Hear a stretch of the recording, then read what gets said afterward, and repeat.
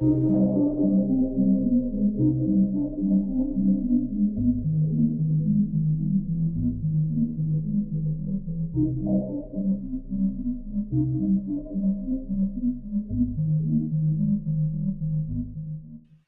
ghosties. You're listening to Not My Ghost. Not My Problem. I'm Kelly. And I'm Jen. Whether you're a skeptic, a true believer, or somewhere in between, join us for a journey into the unknown. Because remember, when it comes to the paranormal, it may not be our problem. But it's certainly someone's problem.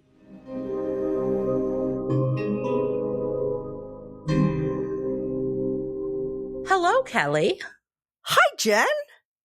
I feel like I have not seen you in a really, really, really long time. Like 24 hours? Yeah, actually. Yeah, about that. Yeah. Slightly less. Look at us being productive and recording 2 days in a row. I know, and unplanned. Like, I texted you today and said, when are we recording again? She's like, I can record tonight. Done. I don't have a life. Right. My life is this podcast. Today, we are recording this episode on March 20th. And I'd like to say happy birthday, Rob, one of our listeners. Oh, happy birthday, Rob. This won't come out until long after your birthday, but A happy belated birthday, Rob. still happy birthday, Rob. Yeah. And if you all want a birthday shout out, please email us at notmyghostpodcast@gmail.com and we will shout you out for your birthday. Again, our inbox is lonely. It's so lonely. If I throw our email address in there enough, maybe people will start emailing. I hope so. Yeah. Well, welcome to our scripted, unscripted banter part of the podcast. Yeah, welcome. So your face is like really bright, but your background is really dark. It's kind of funny looking. It's because I have a light on my face and no light behind me. Yeah. I mean, is how light works. Yeah. Usually, yeah. Just wanting to paint the picture to our listeners. Jen thinks I look funny. Yeah, I did. Welcome to the club. We are talking about potentially at some point in the near-ish future, switching to recording video for you all. We are.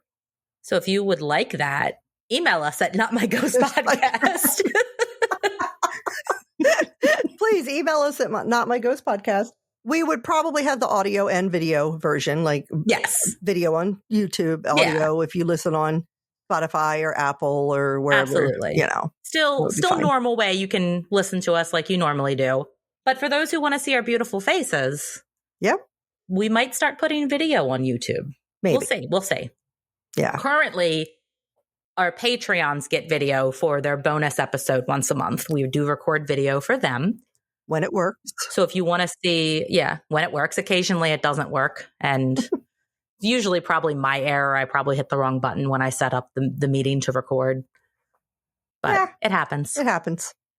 Yeah. But if you want to see our faces now, go join our Patreon. Right. At www.patreon.com/notmyghostnotmyproblem.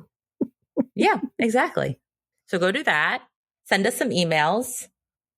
We're a little lonely. Just email us and tell us what you did today. Yeah, we're cool with that. Yeah. We just want something in our inbox. Yeah. It gets lonely. I get so excited whenever I get an email. Literally. Like, I light up. Same. Yeah. We love hearing from you guys. Yep. We do. That would be wonderful. Well, I do have a question. For you, Kelly. Okay. What is one conspiracy theory that you actually believe could be true? Okay. I just had a conversation with my daughter's boyfriend. Trump has released the JFK files, and I don't think anything is true anymore after learning what were in these files. I haven't looked at them yet. Is it insanity? Yeah. It says in there that Hitler was alive in South America like in 1954. How is that in that file? What? There's a lot of stuff in there. There's a lot of stuff that was released. It states that the CIA and Israel killed JFK. Okay. Why was the CIA and Israel hanging out? I don't know. Now? I don't know. What's going on? I have no idea. Nothing is real anymore, Jen. I don't know any of them. Literally, at the end of that conversation, I looked at him and said, "Are you going to tell me the earth is flat now?" Like, I don't know anything anymore. So Yeah. all of them could be true at this point. Okay, well, prior to learning this knowledge, what is one you thought could possibly be true?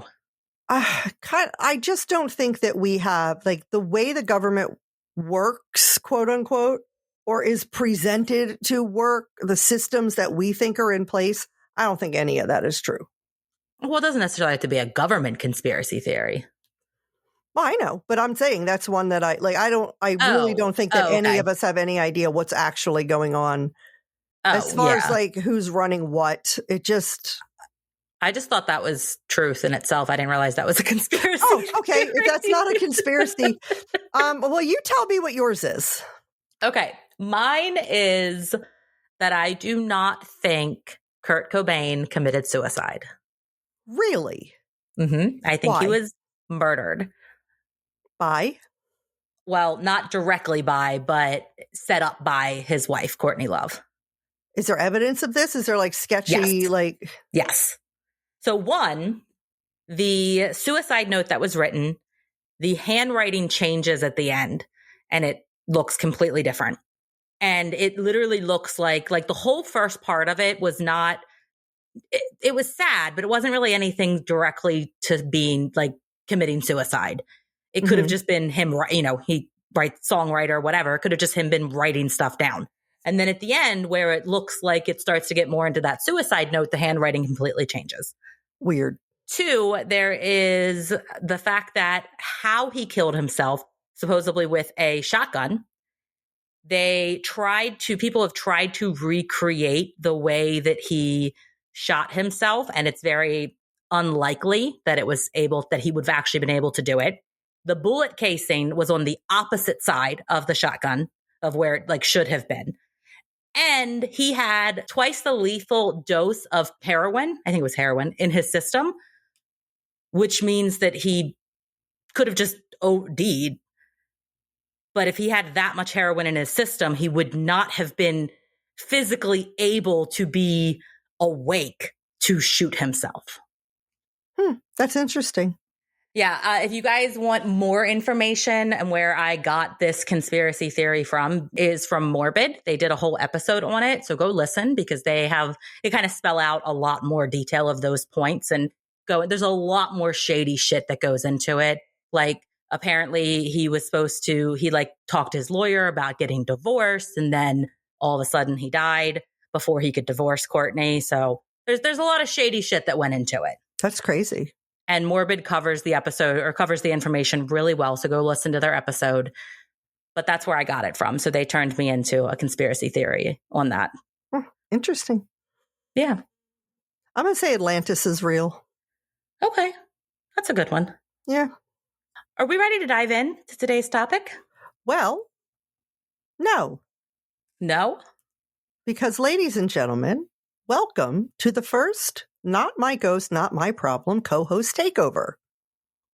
What? We will eventually get to your topic. What? But I have some stuff first. What are you doing? What? I'm taking over your episode for a brief moment. As we recorded last night, we talked about a phenomenon. Where people sustain head injuries and wake up speaking another language. Did you actually look it up? And I wrote down brain learn another language on a notepad.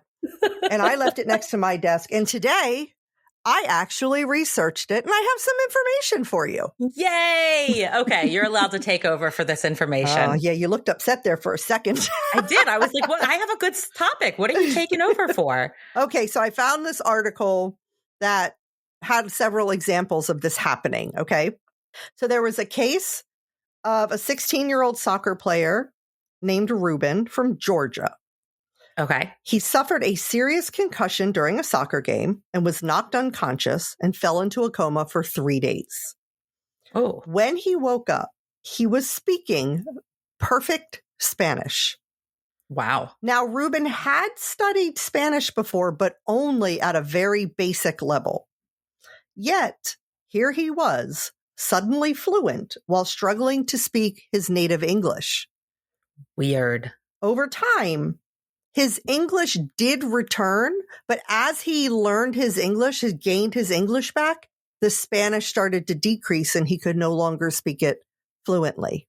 That's so weird. Isn't that weird? Then there's the case of Ben, an Australian man who was involved in a brutal car accident. He was in a coma for over a week, and when he woke up, he could only speak Mandarin. Random. Now, he had studied Mandarin at school, but had never been fluent. Okay. It's interesting that they both had studied the language and That's at least the connection had some here with knowledge. all of it. Yeah. So after his injury, he was speaking it effortlessly, and Mandarin is a very hard language to learn. Did you hear that? No, what's going on? I don't know. I heard something and Ellie heard it too. I don't know what it was. Oh, hi, Ellen. Yeah, maybe Ellen's coming out to play. So, like I said, he was speaking it effortlessly. So much that he ended up working as a Mandarin-speaking tour guide and even hosting a Chinese language TV show. What? And he had only studied basic Mandarin. He was not fluent in this language. But it's not just Ruben and Ben. A Croatian teenager once woke up from a coma speaking fluent German, a language she had just started learning. An Englishman, after a stroke, found himself speaking Welsh, despite never formally learning it. And in another case, a man in California regained consciousness speaking only Spanish, though he had lived his whole life speaking English. So what is going on? Yeah, that's what I want to know. Science has a few theories. One possibility is foreign accent syndrome, or FAS, a rare condition where people after a brain injury start speaking in an entirely different accent. It is believed that when parts of the brain controlling speech are damaged, altering pronunciation in a way that mimics a foreign language. And they think the ability to speak a new language could be a weird offshoot of FAS. Interesting. They don't really have a lot of information about what's causing it. Another explanation is aphasia. This condition affects language processing, and in some cases, people may struggle to access their native language, causing a secondary language to come to the forefront. It's almost as if the brain is rewiring itself to make use of whatever linguistic resources it can find. Huh. Now, as far as the foreign accent syndrome, the first documented case was a Norwegian woman who was hit by bomb shrapnel during World War II in an air raid and woke up with a German accent. It was so good that her friends and neighbors shunned her because they thought she was actually a German spy. Oh, wow. But even with these scientific theories, there's a lot that they just don't understand. There could be something deeper going on. We just don't know. Some believe these cases hint at past life memories, hidden knowledge locked within the brain, or even something a little more paranormal, like perhaps being influenced by another force. Or like we were talking yesterday, maybe it's like our brains switch timelines without us even knowing. So that is the information that I had found, and I was so proud of myself for doing the research. I decided I was going to do a co-host takeover, and I did. Good job. I'm proud of you. Thank you. Thank you. Mm-hmm. Answered the burning question. It was pretty cool. It was. I'm very intrigued by that. Okay. Well, now, are you ready to dive into my episode? I am, because I don't know a thing about this. Perfect. Love it. Today, we are diving into the heart of Gullah folklore to uncover one of the most terrifying creatures that haunts the night, the Boo Hag. What is Gullah? Gullah? Yeah. Gullah, Gullah Island. No? No. You don't know Gullah, Gullah Island? I don't think so. Okay, well, we'll learn a lot about Gullah. Don't worry. Okay. So it's like a place. It's a culture. Okay. Okay. With its eerie presence and terrifying ability to steal the breath of its victims, the Boo Hag, not Gullah people, this legendary creature has been widespread for generations in the low country of the Carolinas and Georgia. Is it just a tale to scare children? Or could there be something more sinister lurking in the shadows? Grab your salt and lock the doors. It's time to learn about the Boo Hag, the breath-stealing, sleep-paralyzing nightmare that will leave you struggling to fall asleep. Well, I am excited. I'm excited too. So I did not know anything about the Boo Hag until I started researching. How did you even hear of it? Probably when I typed in Ask ChatGPT for episode ideas, it probably popped up on one of those lists. Okay. I had it in our topic ideas. Oh, I guess So at some point I threw it in there. Okay. Yeah. Well, first, we're going to do some fun facts about Gullah culture. Okay. So Gullah culture is known for its rich art forms, including basket weaving and quilting. The tradition of sweetgrass basket weaving in particular is recognized as one of the oldest African art forms in the U.S. The baskets are often crafted from locally grown materials like sweetgrass, bulrush, and pine needles. Gullah cuisine is heavily influenced by African traditions, combining ingredients and techniques brought over by enslaved Africans. Some signature dishes include shrimp and grits, red rice, okra soup, and frogmore stew, also known as low country boil. Many of these dishes are still staples in Southern cooking today. I do not like okra at all. I don't think I've ever had okra. I'm not a fan of okra. No. Yeah, I don't think I've ever had it. And our last fun fact is Gullah people have a deeply rooted spiritual tradition combining Christianity with African spiritual beliefs. Some of these beliefs are evident in practices such as root work, folk magic, and many Gullah communities still observe religious rituals that blend African and Christian customs. Okay. Ready for the scary facts? You know it. I know. Bring 'em on.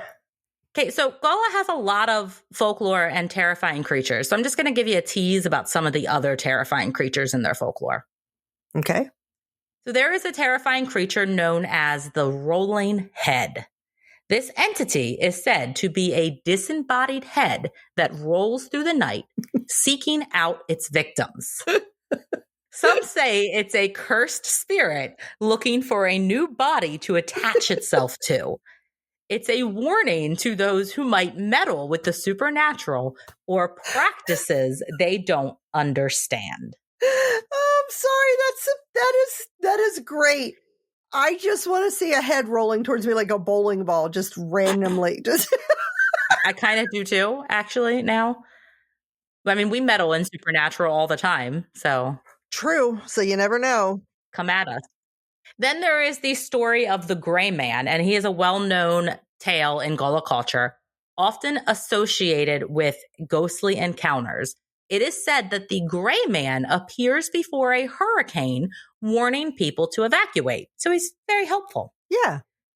Those who heed his warning are safe, but those who don't often face destruction. His presence is thought to be a spirit trying to protect the living from natural disasters, though some believe he is the ghost of a man who died in a storm. Well, it would make sense for the ghost of a man who died in a storm to want to warn people. Yeah, absolutely. Against storms. Yeah. Like, get the fuck out. This is going to be a bad storm. All right. I like the Gray Man. Waffle House has closed. Get the fuck out. Yeah. You know, if the Waffle House near you closes, get the fuck out. Yep. While Gullah culture is primarily rooted in primarily rooted in Christianity, it also incorporates elements of African spiritual practices, including hoodoo and voodoo. What is hoodoo? So hoodoo and voodoo are very similar. Kind of, you know how a couple episodes back, a while ago, you said that I was Wiccan and I said that I wasn't. I was a witch. Right. So it's kind of like that. Okay. I practice witchcraft, but I am not Wiccan. Voodoo is like the structure, like the religion type part of it. Hoodoo is the act of practicing. Oh, okay. Great. As far as I understand it. All right. If that is incorrect, someone please correct me, but that is my understanding of it. Well, that helped a lot. That was a great explanation. Thank you. I was pretty smart. Yeah. I usually have to think of comparisons when I was a teacher, so that comes quickly in my brain. I wish that my brain could work magic like that. I know. It's pretty great sometimes. Okay. So in some cases, these spiritual practices are believed to summon spirits or entities that can influence a person's fate. Many Gullah people still fear the power of gris, which is protective charms or amulets, and the idea that someone can place a curse or use magic to bring harm is deeply ingrained in their culture. Okay, so I don't know if I've talked about this before on the podcast, but there's an episode of the show Paranormal Caught on Camera where this guy believes that he was cursed, got a voodoo curse when he was in New Orleans. And Jen, you know me, it takes a lot to scare me when it comes to the paranormal. A lot. I do. Yeah. And he has footage that I don't know what it was about it, but it absolutely terrified me. Look, I was so scared. I texted Katie and said, I need you to come in here. And she was like, I'm getting in the shower. I don't have any clothes on. And I was like, put your clothes back on and get in here. Come in here now. And she sat with me for like an hour until I kind of got my mind distracted. And then she went and took her shower. And I thought about that video for months. I used to sleep in complete darkness, absolute complete darkness. This was years ago. And now I still have like the curtains cracked a little bit so some moonlight can get into the room after watching this.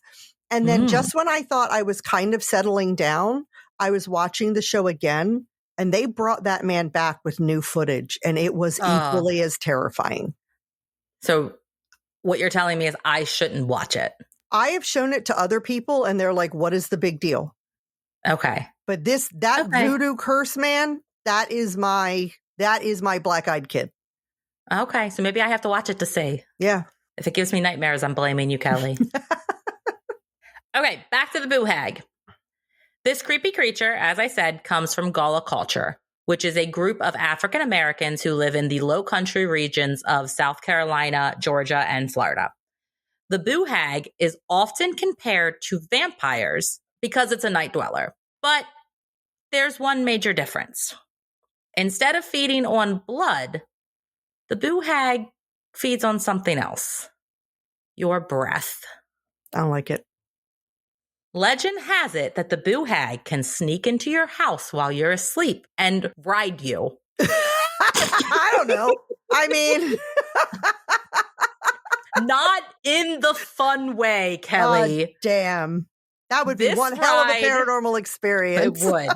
This ride leaves you feeling weak, drained, and absolutely terrified. Until you said terrified, I was going to say so does the other ride.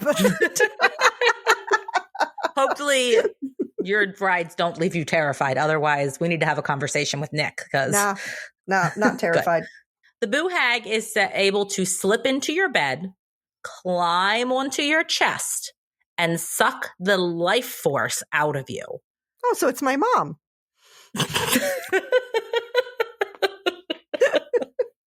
Your mom climbed onto your chest? That's a little weird. I wouldn't put it past her. Yeah, fair enough. Leaving you exhausted with the feeling that something or someone has been hovering over you. And if you've ever had sleep paralysis, this might sound familiar because it is comparable to a sleep paralysis situation. Like the kid sitting on the chest kind of thing? Yes. Yeah. But that's not all. The Boo Hag is also believed to be able to disguise itself as a normal person during the day, blending in like anyone else. But at night, it sheds its skin and reveals its true, terrifying skeletal figure. So it can disguise itself as a normal person. Yeah, you might be a Boo Hag, Kelly. It's my mom. And I don't even know it. This is further evidence. I changed my conspiracy theory answer from earlier. This is now your conspiracy theory? Fair enough. We'll keep talking and see if you continue to agree. Okay. But before we dive more into the Boo Hag, I wanted to dive a little bit deeper into Gullah culture, especially since Kelly has no idea what it is. Correct. I guess you're older than me, but for people that are my age, please tell me that you know Gullah Gullah Island. Yeah, Please, someone tell me they know is it that a show. kid show? It was a kid show. Yeah. Hmm. But it's really cute, and there's this like monster thing that's a cute monster. It's like a version of a Barney. I don't remember. I just remember loving that show. They lived on an island. Gullah Gullah Island. The entire time I was researching, that's just what I kept saying to myself. Look, this. I know that thing. Yeah. Okay. It was on Nickelodeon. Yeah, it was such a fun show. I just remember the little. Is that a frog? Thing. It looks like a frog. Yeah. Yeah. It's a fun show. Okay. Go look up the theme song at some point because that'll get stuck in your head. It'll just be like Gullah Gullah Island. That's all right. I already got songs stuck in my head. I don't have any more space for other songs stuck in my head. That's fair enough. I was literally singing a song stuck in my head to you when I logged on today. You were. You serenaded me. Mm-hmm. Mm-hmm. Rolling Stones. Anyway, back to the topic. Gullah culture is a distinctive African-American heritage that developed along the southeastern coast of the United States, particularly in the low country regions of South Carolina, Georgia, and parts of Florida.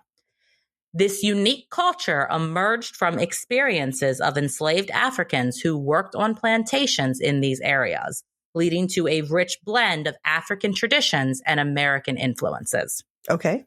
The Gullah people are descendants of Africans who were enslaved on rice, indigo, and Sea Island cotton plantations. Many of these individuals hailed from West Africa's rice-growing regions.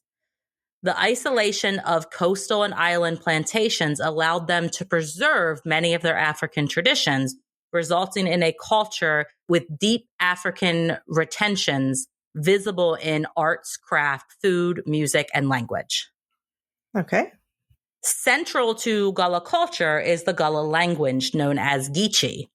This Creole dialect blends English with elements from various African languages, reflecting the diverse origins of its speakers. Historically, the term Gullah refers to the Creole dialect spoken by these communities, but over time, it has come to denote the people and their culture as well. Music and storytelling are vital components of Gullah culture, probably why they have so many myths and folklore like the Boo Hag. Traditional songs and stories are passed down through generations, which help preserve the history and foster community bonds. Well, now I'm wondering if the Gullah Gullah Island theme song isn't one of their songs. Might be. Yeah. Yeah. I just honestly remember the show when I started doing this research, and I don't remember much about the show, just that I enjoyed watching it when I was a kid. Okay. But I'm half tempted to go back and revisit it, learn a little bit more. Trying to expand my horizons, be more cultured. Well, why don't you go ahead and research if that theme song is. I will try to remember. These narratives often blend African storytelling tradition with American influences, creating a unique and rich oral history. One of the most well-known stories in Gullah folklore is that of the Boo Hag. This story, along with others, have been passed down as a warning and a way to connect Gullah community to their past and their ancestral beliefs. Efforts to preserve Gullah culture are ongoing, with initiatives aimed at maintaining language, tradition, and historical sites. The Gullah Geechee Cultural Heritage Corridor, which was established by Congress in 2006, stretches from North Carolina to Florida along the southeastern coast, recognizing the importance of this culture and promoting its preservation, which probably not anymore. Probably not, because fuck anything that's different than us, apparently. Right. You're not a white man. The crazy thing is they are us. So yeah, anything different than us is right. This is part of the history of this country, even though we're just going to ignore that. Yep.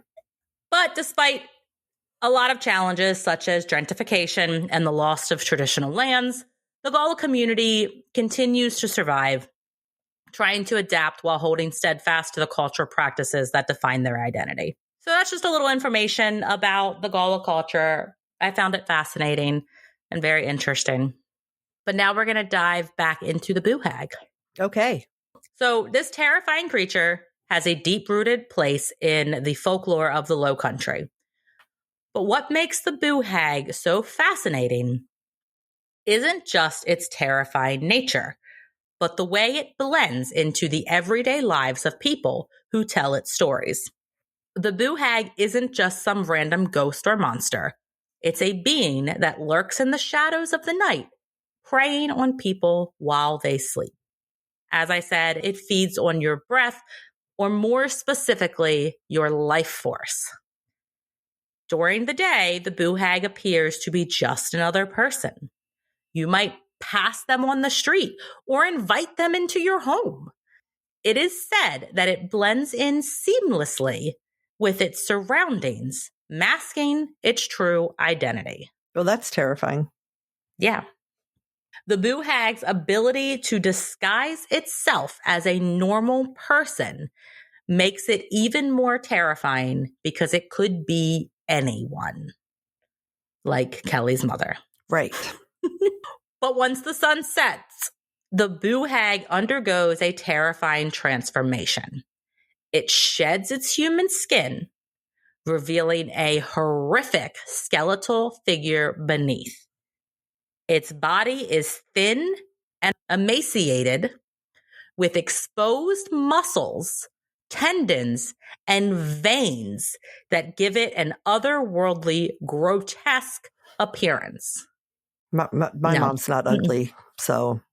But you don't know what she looks like when she turns into the Boo Hag. That's true. Yeah. The creature's eyes are hollow and sunken, often described as glowing or emitting an eerie light, adding to its chilly presence. Now I think this is the worst part, Kelly. A gaping, horrific grin filled with sharp teeth stretches across its face, completing its nightmarish look.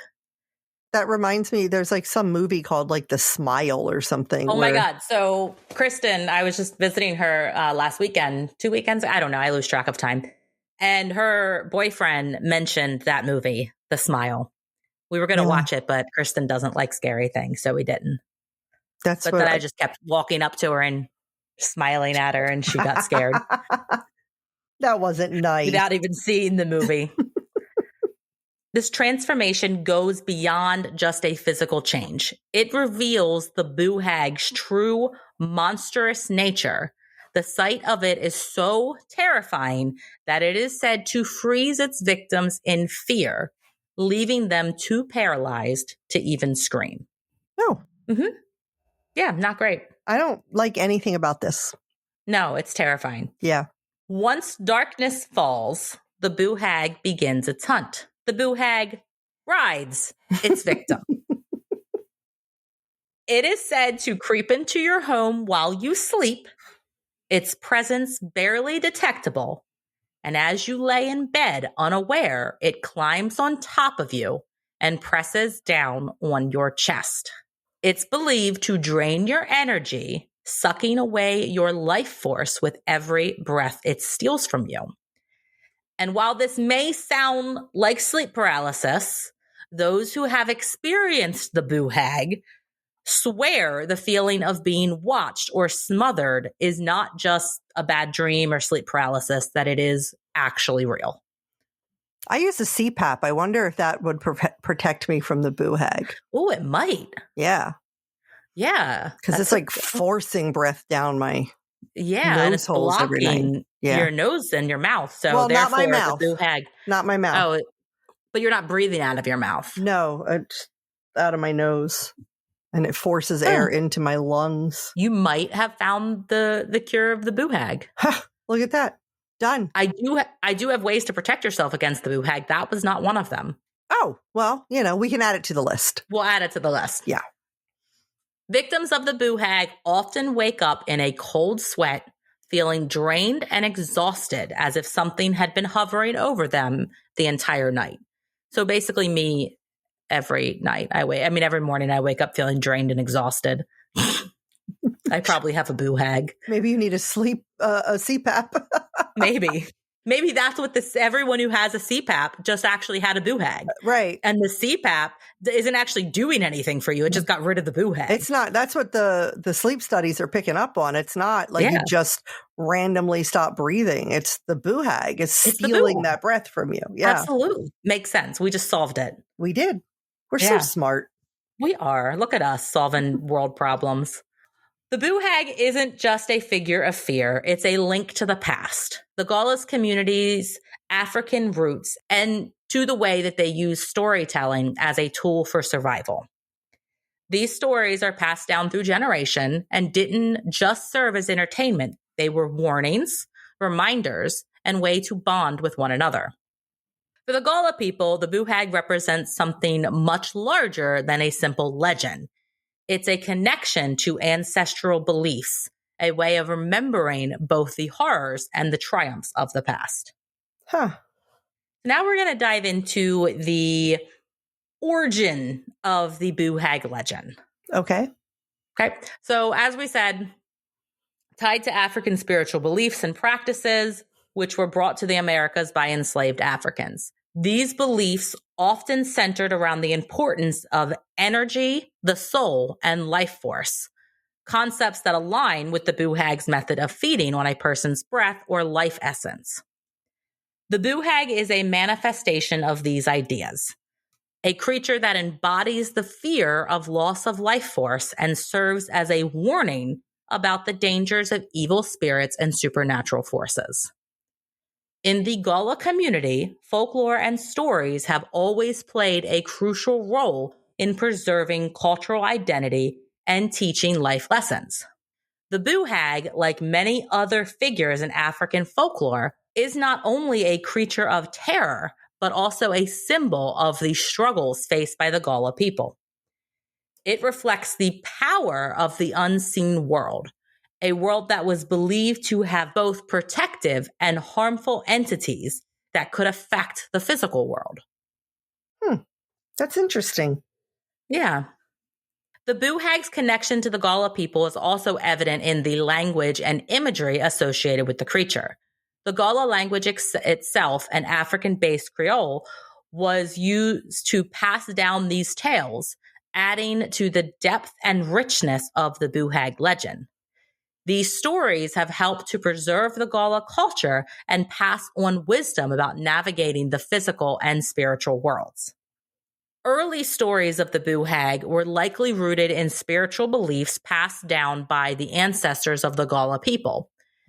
In its early forms, the Boo Hag was a cautionary tale used to explain the inexplicable occurrence of night terrors, sleep paralysis, and the general feelings of being watched or smothered during sleep. As generations passed, the Boo Hag story evolved, becoming not just a warning about sleep-related phenomena, but also a powerful figure in the large narrative of African American folklore. The Boo Hag has evolved over time to fit contemporary sensibilities, appearing in modern books, film, and pop culture references. However, at its core, it still carries the same chilling message about the vulnerability of the human spirit and the importance of guarding one's life force. Well, I mean, guarding your life force, I would imagine, is very important. It is. And I would like to say that, I had to guard mine by going no contact with my mother. You did. And you're a much happier person now. You've restored your life force. I have. Yeah, absolutely. Your mother still could be a Boo Hag in disguise. You don't know. You don't. I wish she was a person who went to therapy and healed herself so we could have a relationship, but I don't see that happening. No, unless that mother from the other dimension comes back. That's true. Yeah, that could happen. Yeah. Mm-hmm. Fingers crossed. How does the Boo Hag steal the breath of its victims? How, Jen? I will tell you, Kelly. While the victim is lying motionless in bed. Okay, so I'm out then because I don't think I ever lie motionless in bed. I'm usually tossing and turning. So I don't lay on my safe. back either. I'm always on my side. Yeah. Often in a deep sleep, I also don't get very much deep sleep. So again, probably safe. The Boo Hag is said to climb onto their chest, pressing down with its weight. As it does this, it is believed to suck the very breath from the victim's body. The Boo Hag's power is thought to lie in its ability to slowly drain the victim's energy during the night, leaving them feeling weak and disoriented. The idea of stealing breath is symbolic in many cultures as a way of robbing a person of their vitality and life force. The Boo Hag takes this concept literally. So it's not like on Doctor Who where it's like, I gift you the air from my lungs. It is not. It is more like the I'm hungry. That type of thing. Okay. Mm-hmm. I love the random Doctor Who references we can just throw in here. You're just going to get it with us, guys. Yeah. So some people do believe that the Boo Hag's ride is a form of sleep paralysis. One of the most frightening aspects is the sensation of being ridden, which again is every time I typed that out, I just started cracking up laughing. This phrase is often used to describe the experience of sleep paralysis, a condition where a person wakes up in the middle of the night and is unable to move, speak, or scream, even though they are fully aware of their surroundings. And why I think this is different is because it seems like in most situations, people are not aware they have a Boo Hag. Right. Many people who experience sleep paralysis describe the feeling of a weight pressing on their chest, often being accompanied by a feeling of dread or terror. In the context of the Boo Hag's legend, this experience is attributed to the creature's nocturnal visits. Victims of the Boo Hag report waking up with overwhelming feeling that something was suffocating them or that an unseen force has been pressing down on their chest. So again, they're kind of waking up after the fact. Whereas sleep paralysis, you really are like kind of aware of it as it's happening. Now, some people do claim to see the Boo Hag, which that possibly, but so this phenomenon has been described as both physically and emotionally draining, leaving the victim feeling weak, terrified, and with a heightened sense of vulnerability.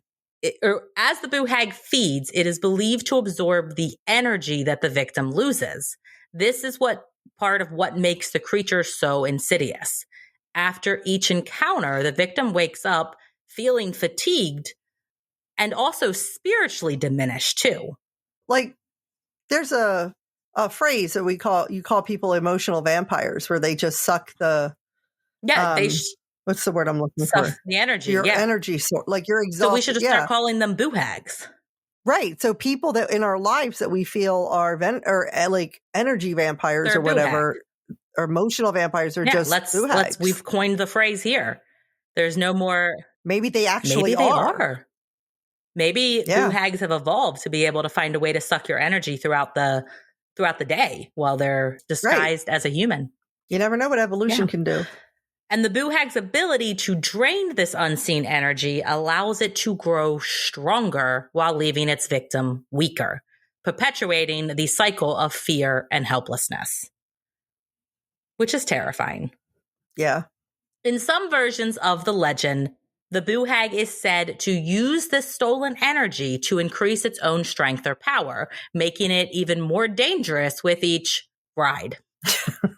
Over time, if the Boo Hag is not stopped, it is said that the victim may become too weak to resist, or even worse, may lose the ability to protect themselves from further attacks.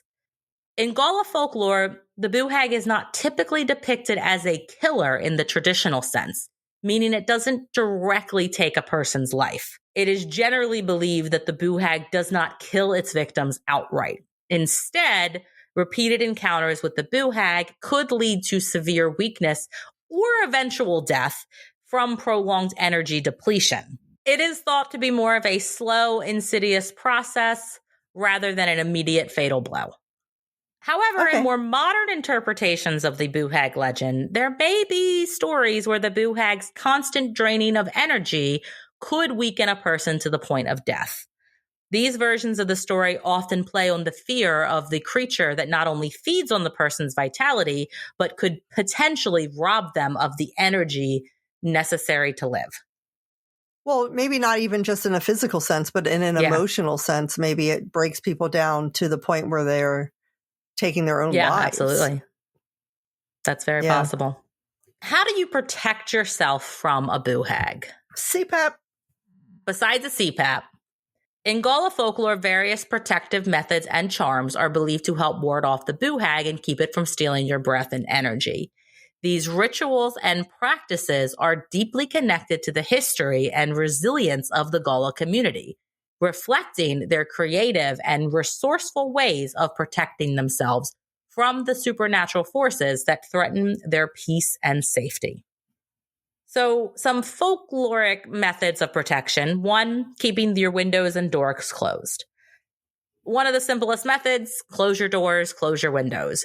You're stopping the Boo Hag from being able to enter your home because everything is securely closed at night. The Boo Hag. So it's not like the bedroom door, it's the doors to the house. I believe so. Okay. But I don't really know anybody that keeps their house door just open. I don't think it can get through the bedroom door too. Lock your bedroom door at night. Sure. The Boo Hag is believed to be able to sneak into your home through open windows or doors. So keeping these barriers closed can reduce their chance of entering. So something else, I have to be terrified of floating outside my window in the middle of the night. Great. And it's been nice out, so I have been sleeping with my windows open. I'm fucked. The Boo Hag's coming in. He's bringing 3 of his black-eyed kids with dead skin books. Buckets of blood. Yeah. Salt is another way to protect yourself. Salt is a very powerful protective symbol in many cultures, including Gullah folklore. And it is believed that the Boo Hag cannot cross salt lines or barriers. So sprinkling salt around your bed, across your windowsills, or around the perimeter of your entire home is said to prevent the Boo Hag from entering and feeding on your energy. Oh my God, Jen. It sucks the life force out of people. It leaves people feeling like something was pressing down on their chest. Like when you have a lot of anxiety, like you can feel that tightness in your chest. It sucks your energy and your almost like your will to go on and your life force.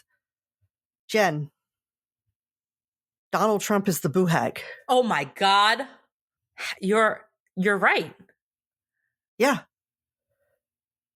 I constantly feel pressure in my chest nowadays. Yeah, same.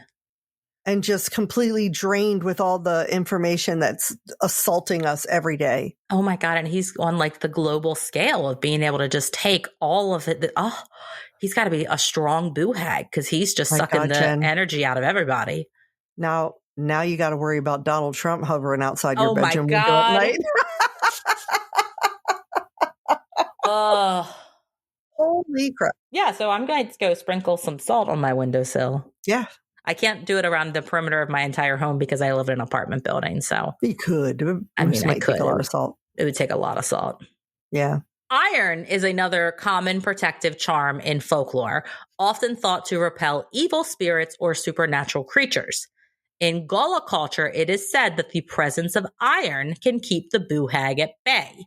Placing iron objects near your bed or around the home could be a defense against the creature's attacks. Probably why Donald Trump sucks at golf.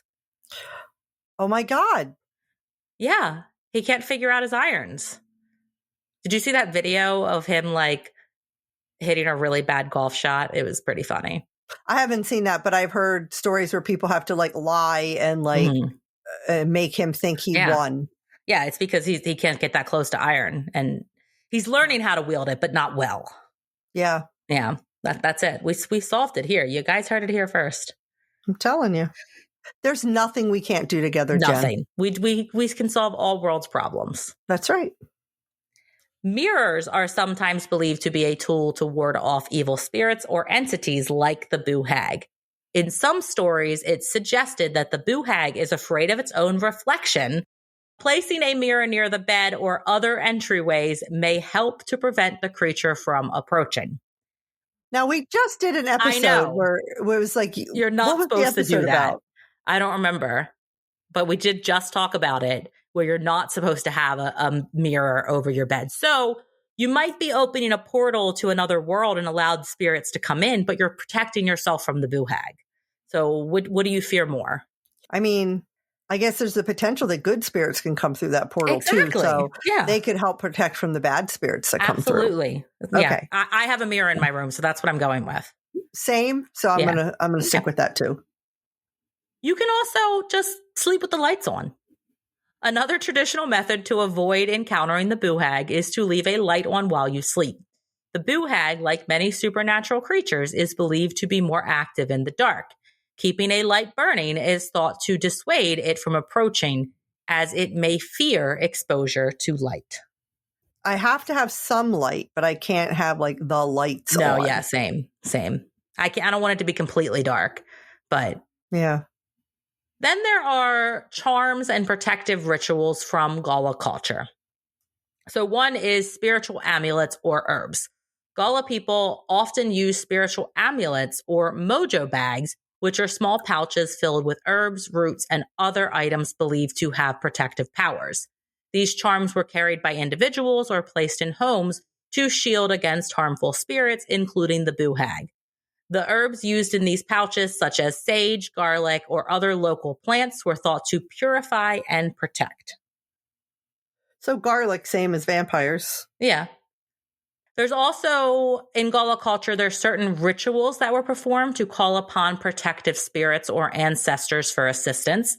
These rituals might involve chanting prayers or songs, lighting candles, or making offerings to spiritual entities believed to keep the community safe. In some cases, Gullah people would invoke their ancestors' spirits to offer protection from the Boo Hag or other supernatural dangers.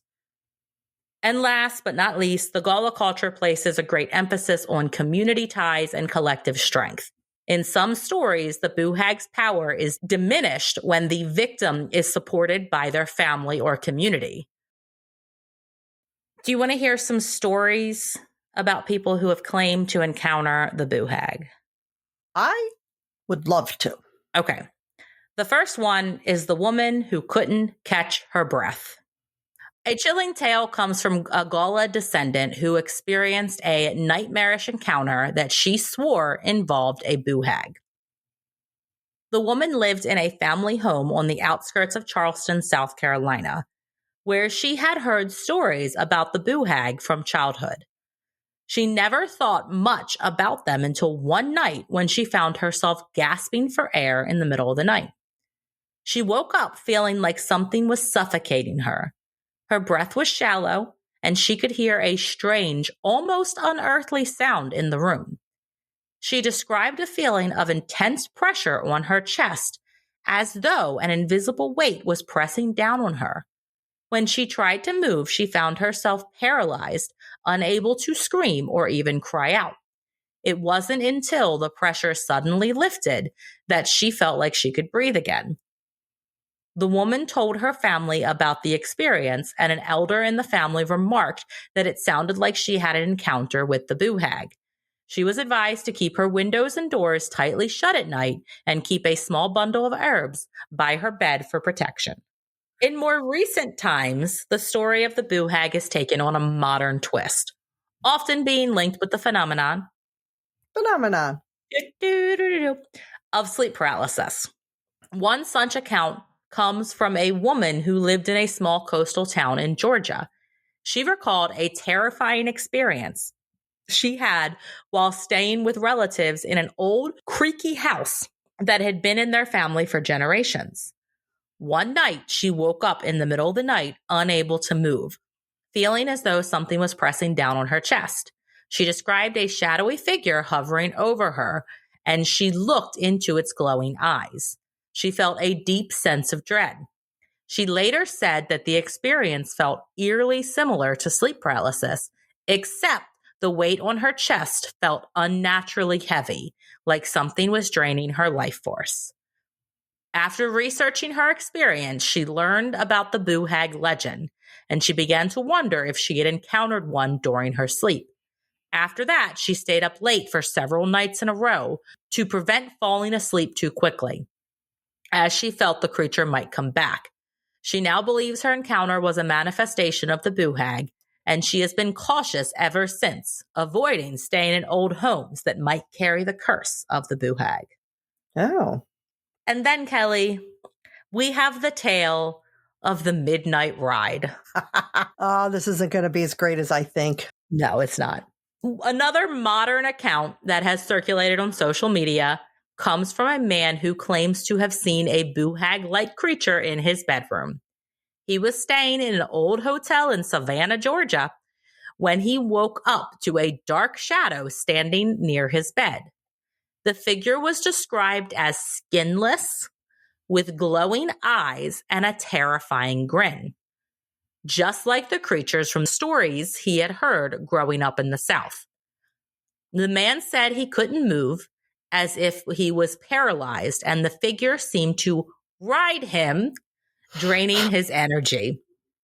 After what felt like hours, the creature finally disappeared, and the man was left feeling drained and unable to sleep the rest of the night.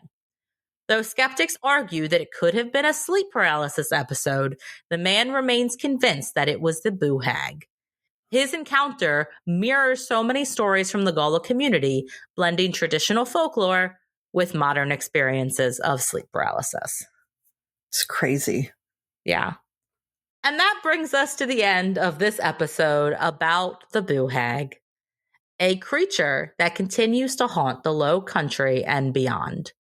Whether you believe it or not, the stories of this eerie entity are deeply woven into the fabric of Gullah culture, reminding us of the power of folklore and the chilling mysteries that still lurk in the night. If you loved what you've heard, please take a moment to rate, review, and subscribe to our podcast wherever you listen. Your support helps us reach more listeners and share even more spooky stories. It does. Thank you. You can also, if you want even more, spooky stuff, you can follow us on Instagram at Not My Ghost Podcast, or on Facebook, on Facebook at Not My Ghost, Not My Problem. And we post updates and pictures. We'll have a picture of the Boo Hag on today's post. So cool. Go look at it because it's terrifying. If you want even more ghostly content, consider joining our Patreon. Do it.